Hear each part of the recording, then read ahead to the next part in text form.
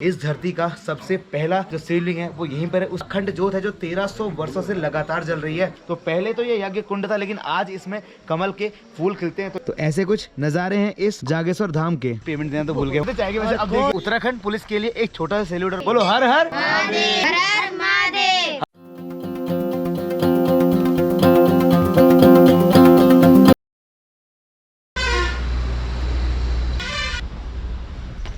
Good morning guys. तो कैसे हैं आप लोग? बढ़िया। ये अभी सुबह सुबह हम लोग बस कमरे से उठ के निकल के बाहर की तरफ आए और सच में मुझे पता भी नहीं चला कि भाई बाहर धूप आ गई। ऐसा लग रहा है कि 5:30-6 बज रहे हैं अभी। और जैसे ही मैं बाहर आया, बाहर देखा भाई धूप। और कल के ब्लॉग में हमने आपको दिखाया था भाई कैसे हम कैची धाम पहुंचे और कहाँ कहाँ घूम कर हम पहुंचे बाबा के दरबार में। तो आज के इस सफर की शुरुआत होगी हमारी कैची धाम नीम करौली बाबा के इस मंदिर से, उत्तराखंड के देवभूमि के कुछ ऐसे पवित्र मंदिरों, पवित्र स्थानों की तरफ। चलो दिन की शुरुआत करते हैं, कुछ हमारी बात करते हैं। अभी सुबह सुबह यहाँ के कैची धाम के जो नज़ारे हैं ना, वो कुछ भाई इस तरीके के हैं। हमारे पीछे आप देख सकते हो कि कैसा मौसम है भैया यहाँ। और बारिश होने के बाद ना हल्की हल्की सी ठंड यहाँ पे हो गई है। नीचे जो लोग हैं ना दुकान वाले, उन्होंने जैकेट भी पहन ली है। तो आप समझ सकते जून के महीने में, आज तारीख है आपकी 24 जून, और भैया लोग वहाँ जैकेट पहन के घूम रहे हैं। दिन की शुरुआत करते हैं भोलेनाथ के नाम से। हर हर महादेव। भैया आज आपको देखने को मिलने वाले हैं कुछ उत्तराखंड देवभूमि के ऐसे नज़ारे शायद आपने आज से पहले बहुत कम देखे होंगे, और हमारे स्टाइल में तो बहुत कम। क्योंकि आज भैया मैं उस पावन धाम में जाने वाला हूँ भोलेनाथ के, जहाँ पर भैया इस धरती का सबसे पहला शिवलिंग और 108 शिवलिंग वहाँ पे मौजूद है। हम होटल से बाहर निकल गए और हमारा होटल कैसी जगह आपको दिखाता हूँ मैं। ये देखो हमारी सीढ़ियाँ देखो आप। आपदा के टाइम पे ना पूरी सीढ़ियाँ वीडियो सब गायब हो गई हैं। तो भैया हल्का सा पैर टच से मस हुआ नहीं, आप चले जाओगे नीचे। भाई कर मत। तो भैया जी सामने अपना होटल था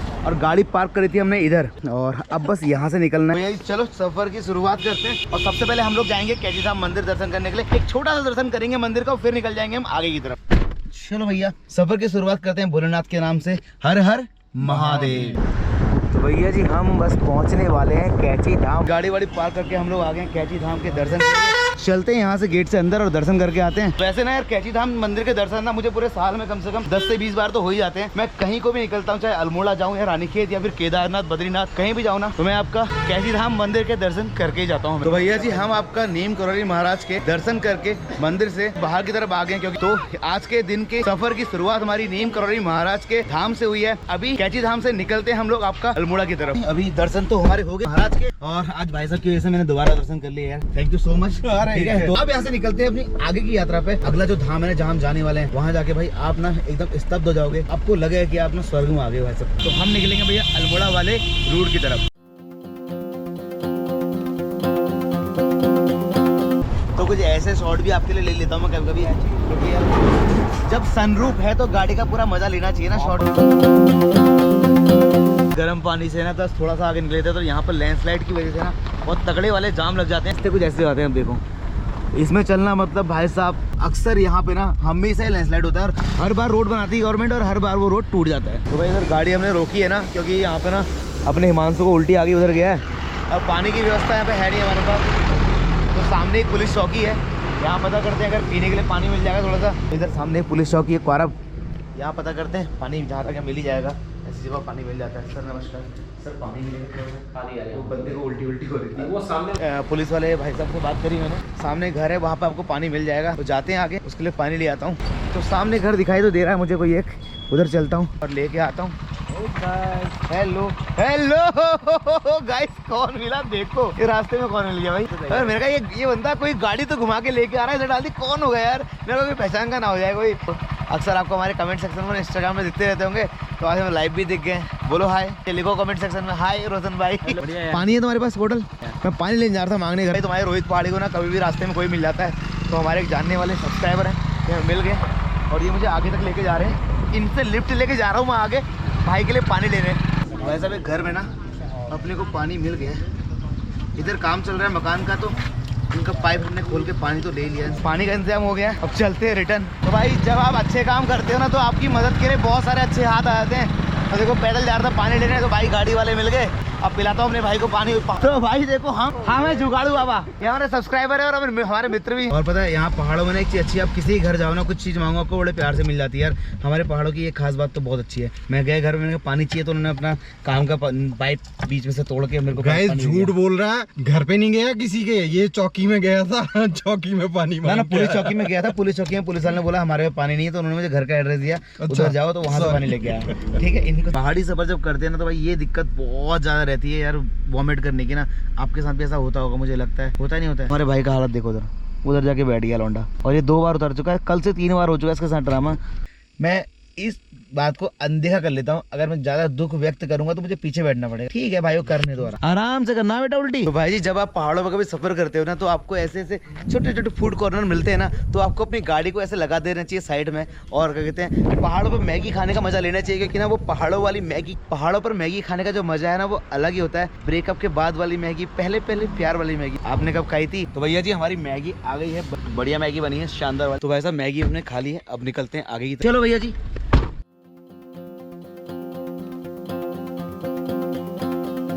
हम आपका पहुंच गए चितई गोलू मंदिर। ये उत्तराखंड में ना कुमाऊं डिस्ट्रिक्ट में 2 मंदिर आपके गोलजू भगवान के, एक है घोड़ाकाल में और दूसरा आपका अल्मोड़ा में चितई गोलू।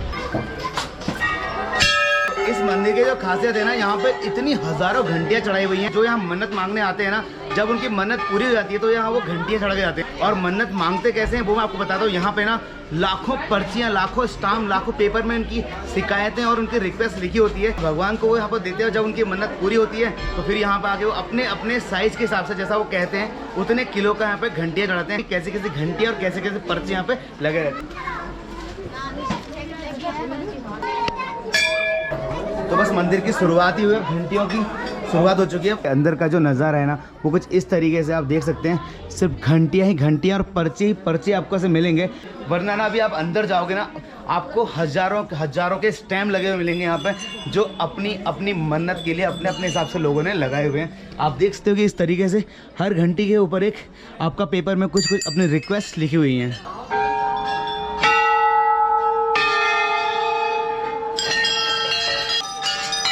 यहाँ पे ना मंदिर के बस पास में एक लिखा है गोलू देवता को समर्पित यह मंदिर त्वरित न्याय देवता के रूप में स्थानीय लोगों में प्रसिद्ध है। और यह गौर भैरव शिव का एक स्वरूप है जो गोलू देवता के अवतार में पूजे जाते हैं। तो यहाँ पे मतलब लोग अपना अपना न्याय मांगने और अपनी अपनी मतलब रिक्वेस्ट पूरी करने के लिए इस मंदिर में आते हैं। और ये अल्मोड़ा से मात्र 15 से 16 किलोमीटर की दूरी पर स्थित है। और इस तरीके से इस मंदिर के पूरे भव्य दर्शन है, आप देख सकते हैं।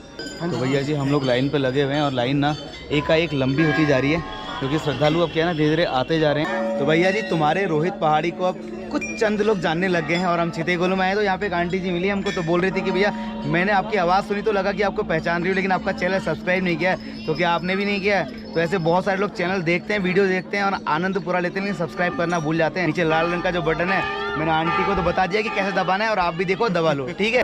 ये गलत बात है कि आप वीडियो पूरा देखते हो, मजा पूरा लेते हो, लेकिन सब्सक्राइब करके नहीं जाते हो यार। तो भैया आप देख रहे हैं कितनी लंबी चौड़ी लाइन लगी हुई है। तो भैया कम से कम आधा घंटा तो हो ही गया होगा मैं लाइन में लगे। तो भैया जी दर्शन करके मंदिर से बाहर की तरफ आ गया और आप देखो इतनी सारी पर्चियां यहाँ पे लगी हुई हैं। ऐसा है कभी एक जमाने पहले ना यहाँ पे पर्चे लगा करते थे कि मेरा मकान भिजवा दीजिए, मेरी सरकारी नौकरी लगवा दीजिए। तो आपके रोहित पहाड़ी यहाँ आए तो इन्होंने देखा कि भैया एक बंदे ने अपना लगाया था, भैया एक इसमें यूट्यूब चैनल की सफलता के लिए लिखा था कि बहुत जल्दी से मेरा यूट्यूब चैनल सफलता की ओर आगे बढ़ जाए। समझ लो कि भैया अब आज सरकारी नौकरी से ज़्यादा तवज्जो यूट्यूब चैनल को दी जा रही है।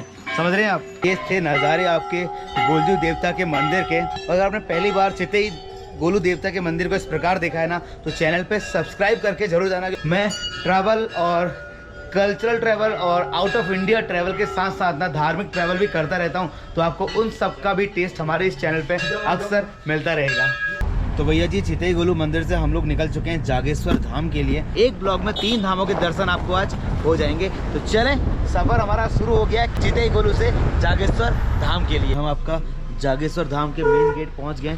सामने आप देखो जागेश्वर धाम का गेट है।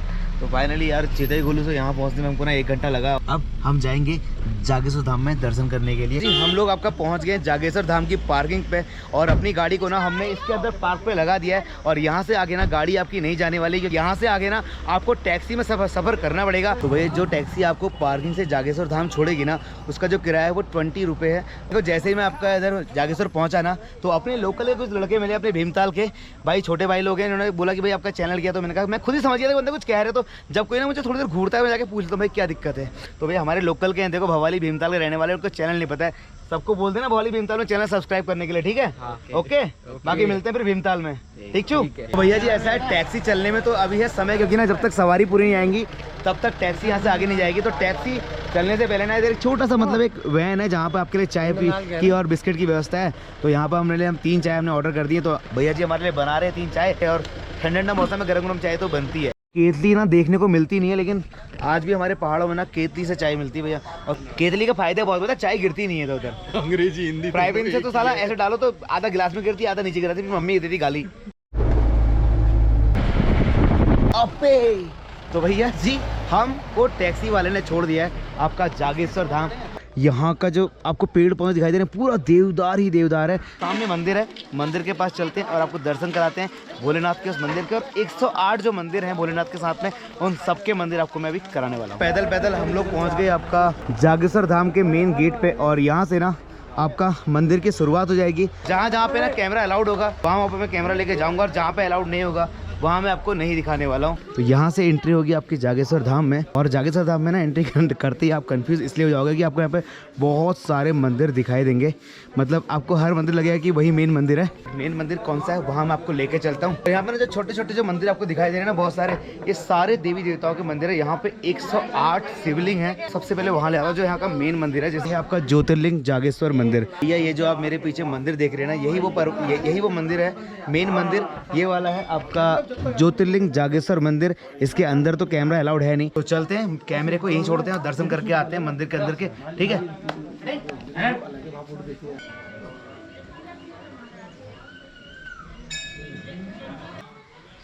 तो भैया जी हम मंदिर के अंदर से आ गए बाहर की तरफ। और अंदर ना जो शिवलिंग है वो कहते हैं अर्धनारीश्वर वाले उसमें है, मतलब आधा माता पार्वती आधा आपका बोले शंकर के रूप में। और ऐसा कहते हैं कि इस धरती का सबसे पहला जो शिवलिंग है वो यहीं पर है। उसके बाद जाके हर जगह पर जो ज्योतिर्लिंग बने 12 वो अलग अलग है, लेकिन सबसे पहला शिवलिंग इस जागेश्वर धाम के अंदर है। तो मंदिर के अंदर के दर्शन ना बहुत ज़्यादा भव्य थे। अब चलते हैं मंदिर के चारों तरफ, आपको दिखाते हैं वो कौन सा वृक्ष है यहाँ पे देवदार का, जो हजारों साल पुराना है। और अंदर एक अखंड ज्योत है जो 1300 वर्षों से लगातार जल रही है, बोले तो 8वीं शताब्दी से। जी मैं आपका दर्शन करके जस्ट बाहर की तरफ आया था, तो छोटे छोटे से प्यारे प्यारे से क्यूट से बच्चे हमारे घर की तरह यहाँ मिल गए। और ये बोले भैया आपका चैनल कौन सा है, तो हमने चैनल तो बता दिया। और ये जिम्मेदारी है घर वालों की कि अब इसको फैलाना है। तो भैया इस प्यारी सी क्यूट सी बच्ची और इस हीरो के लिए लाइक कर देना। बाकी भोलेनाथ के लिए तो आपने इतना प्यार दे रखा है हमारे चैनल को। और तो चलो जोर से बोलो हर हर महादेव, बोलो हर हर महादेव, हर हर महादेव, हर हर महादेव, हर हर महादेव। चलिए अब चलते हैं मंदिर के भव्य दर्शन करते हैं चारों तरफ घूम के। तो यहाँ पे जो बहुत सारे आपको मंदिर दिखाई दे रहे हैं ना, ये सारे शिव जी के अलग अलग अवतार हैं, उनके मंदिर हैं। और इस तरीके से नागा बाबा लोग यहाँ पर आकर आपका साधना भी करते हैं, भगवान की पूजा भी करते हैं। तो ये वाला जो मंदिर है ये लकुलेश नाम से एक शिवलिंग है, जिसकी आपका जो आराधना कर रहे हैं कोई साधु हैं जो यहाँ बैठे हुए हैं। मैं आपको बता नहीं सकता कि कितना बड़ा है। मैं आपको सामने से दिखाता हूँ कि मैं दोनों हाथ भी अगर फैलाऊंगा तो इन पेड़ों के सामने। तो भैया जी मैं आपको लेकर आ गया हूँ उस आपका पावन पेड़ के पास, जो 2 पेड़ थे आपके देवदार के, और आज दोनों मिलकर एक हो चुके हैं। इसे क्या कहते हैं, अर्धनारीश्वर पेड़ भी कहा जाता है। और ऐसा बोलते हैं कि एक को शिव और एक को पार्वती बोला जाता है। और बीच में ऐसा बोलते हैं कि गणेश की स्मृति सी दिखाई देती है, सूंड और हाथ और कान इस तरीके से। मुझे तो अपनी इन आंखों से तो कुछ समझ में आ नहीं रहा, बट फिर भी मैंने जो पढ़ा है ना उसके बारे में आपको बता रहा हूँ। पंडित जी ने मुझे बताया था। तो बहुत सारे लोग यहाँ पे आए, तो हमारे कुछ रुद्रपुर और आपका रामपुर से भी बहुत सारे लोग यहाँ पे आए हैं। और ये एक अच्छी बात है कि कि यार अपने हिंदू धर्म में अपने जो देवी देवताओं के धाम में ना छुट्टियाँ वेकेशन मनाने ऐसे ही जाना चाहिए ना, थोड़ा और अच्छा लगेगा। टूरिस्ट प्लेस में तो हम जाते ही जाते हैं, कभी कभी धामों के दर्शन भी बनते हैं। मुझे यहाँ पर एक कुंड दिखाई दिया और दिखने में तो पूरा ही यज्ञ कुंड जैसा है, लेकिन यहाँ पे ना अभी कमल के फूल खिल रहे हैं। आपको मैं इस कुंड के दर्शन कराता हूँ। कुछ इस तरीके से है, ये कुंड काफ़ी बड़ा है। मैंने यहाँ पे कुछ पंडित लोगों से पता किया कि इस कुंड का नाम क्या है और इस कुंड का रहस्य क्या है, तो उन्होंने बताया कि इस कुंड का जो नाम है वो लव कुश कुंड है। और लव कुश से मैं आपको एड्रेस करूँ, आपको बताऊँ ना, तो भगवान राम के जो 2 पुत्र थे लव और कुश, ये उनके नाम का कुंड है। हुआ क्या था कि भगवान राम से युद्ध करने के पश्चात लव कुश को अपने ऊपर पश्चाताप हुआ, उसकी मतलब क्षमा प्राप्ति के लिए, अपने दोस्त काटने के लिए उन्होंने पूछा कि हम कहाँ जाएं, कैसे अपने पापों को प्रायश्चित करें। तो ऋषि वाल्मीकि ने उनको बताया था कि आप अगर कहते हैं जागेश्वर ये एक ऐसा तीर्थ है इस पूरी पृथ्वी पर जहाँ पर आपके जाने दर्शन मात्र से ही ना सारे पाप कट जाते हैं। तो यहाँ पर आकर उन्होंने आपका हवन किया था, यज्ञ कुंड किया था। तो पहले तो ये यज्ञ कुंड था, लेकिन आज इसमें कमल के फूल खिलते हैं। तो ये है वो लव कुश कुंड। तो ऐसे कुछ नज़ारे हैं इस जागेश्वर धाम के। तो एक बार मैं सारे मंदिरों के एक साथ दर्शन आपको कराना चाहता हूँ। यहाँ से ये आपका मेन आपका नागेशन दारुका वाला जो मंदिर है ये है, और महामृत्युंजय मंदिर ये है, और ये हैं सारे छोटे छोटे सारे से मंदिर, जो 108 मंदिर इस पूरे प्रांगण के अंदर हैं। तो कुछ इस तरीके के नज़ारे हैं भैया आपके इस नागेशन दारुका जागेश्वर धाम के। यहाँ से इस समय आप जागेश्वर मंदिर के पूरे दर्शन कर सकते हैं। तो भैया जी आपका ये थे दर्शन आपके जागेश्वर महादेव मंदिर के। आई होप कि आपको अच्छा लगा होगा। और मेरे पीछे जागेश्वर धाम मंदिर और मैं यहाँ से निकल रहा हूँ आगे की तरफ। इस मंदिर के दर्शन करके हम लोग आगे बाहर की तरफ, और यहाँ से ना अपनी टैक्सी में पहुँचने के लिए भैया हमको चाहिए टैक्सी। और तो इस तरीके से भाई साहब लोग की बहुत सारी यहाँ पे बोलेरो हैं, जिप्सियाँ हैं, इस तरह से खड़ी हैं। तो ये सारी शटल सेवा में लगी हैं और ये सुबह से शाम तक भैया सबकी सेवा में लगे रहते हैं। इन सब लोगों के लिए सैल्यूट तो करना भाई, सुबह से लेकर शाम तक आप लोगों के लिए सेवा में लगे रहते हैं। चलो हर हर महादेव। तो भाई जब मैं मंदिर जा रहा था ना, तो यहाँ पे चाय पी थी, और चाय के ना पैसे वैसे देना हम सब भूल गए थे। चल जी आपके चाय के पैसे नहीं दिए थे। कोई बात नहीं, सॉरी। नहीं धन्यवाद। और वो ध्यान से हट जाता है बहुत बार ना, होता है। चलो ऐसा भी हो जाता है कभी कभी, गलते हैं हल्द्वानी के लिए। ओके भाई लोगों, बाय बाय, टेक केयर, हर हर महादेव, नमस्कार। और मुझे कैसे पता चला कि मैंने पेमेंट नहीं दिया है, भाई साहब है यहाँ पे, इन्होंने बताया कि रोजा आपने चाय पी थी, पेमेंट दिया नहीं दिया। तो अभी याद आया भाई, अरे पेमेंट देना तो भूल गया उनकी। Thank you so much. Okay sir, नमस्कार। ओके नमस्कार सर, नमस्कार। तो भैया उत्तराखंड पुलिस के लिए एक छोटा सा सैल्यूट। और भाई दिन भर ना इस तरीके से बैठे रहते हैं, ड्यूटी पर लगे रहते हैं, आपको पता ही है। चलते हैं, धन्यवाद। हर हर महादेव सर, हर हर महादेव, हर हर महादेव, हर हर महादेव। तो चलो इन्हीं पुलिस वालों की हेल्प। हाँ सर, दर्शन कराए। वो चाय के पैसे देना भूल गए थे, चाय के पैसे अब दे कोई बात नहीं। तो चलते हैं, निकलते हैं। हर हर महादेव। जी फाइनली आपका रात के 11 बज गए हैं और हम लोग ना शाम के 6-7 बजे हम लोग आपका जागेश्वर से निकल गए थे। तो सफ़र मैंने शूट नहीं किया क्योंकि यार आपने देखा ये सफ़र कैसा रहा। तो अभी जाके हम जागेश्वर से निकल के फाइनली मेरे घर धमूला पहुँच गए।